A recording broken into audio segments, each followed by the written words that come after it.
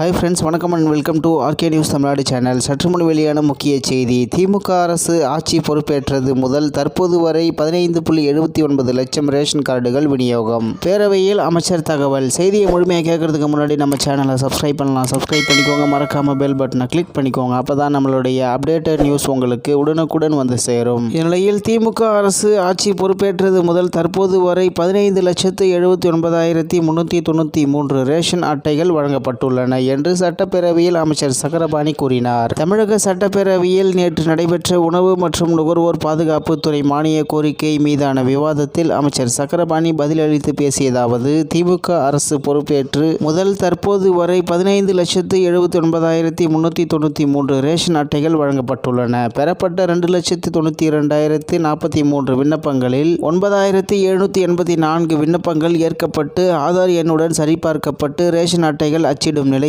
உள்ளன. மீதமுள்ளவற்றை பரிசீலித்து ஆய்வு செய்து தகுதியுள்ள நபர்களுக்கு ரேஷன் அட்டைகள் வழங்கப்படும். பொதுமக்களின் வசதிக்காக நகரங்களில் 1000 ரேஷன் அட்டைகளுக்கு மேலும் மற்ற இடங்களில் 800 ரேஷன் அட்டைகளுக்கு மேலும் உள்ள ரேஷன் கடைகளை படிப்படியாக பிரித்து புதிய கடைகளை திறந்து வருகிறது. திமுக ஆட்சியில் இதுவரை 699 முழு நேர ரேஷன் கடைகளும் 1310 பகுதி நேர ரேஷன் கடைகளும் என மொத்தம் 2009 ரேஷன் கடைகள் புதிதாக திறக்கப்பட்டுள்ளன என அமைச்சர் சக்கரபாணி தெரிவித்துள்ளார். இந்நிலையில் தமிழக சட்டப்பேரவையில் நேற்று நடைபெற்ற உணவு மற்றும் நுகர்வோர் பாதுகாப்பு துறை மானிய கோரிக்கை மீதான விவாதத்தில் அமைச்சர் சக்கரபாணி பதிலளித்து பேசியதாவது: திமுக அரசு ஆட்சி பொறுப்பேற்றது முதல் தற்போது வரை 15,79,393 ரேஷன் அட்டைகள் வழங்கப்பட்டுள்ளன. பெறப்பட்ட 2,92,043 விண்ணப்பங்களில் 9,784 விண்ணப்பங்கள் ஏற்கப்பட்டு ஆதார் எண்ணுடன் சரிபார்க்கப்பட்டு ரேஷன் அட்டைகள் அச்சிடும் நிலையில் உள்ளன என்பது குறிப்பிடத்தக்கது. இத்துடன் இன்றைய முக்கிய செய்தி நிறைவு பெறுகிறது. மேலும் இது போன்ற செய்திகளை உடனுக்குடன் தெரிந்து கொள்ள ஆர்கே நியூஸ் தமிழ்நாடு சேனலுடன் இணைந்திருங்கள். நன்றி, வணக்கம்.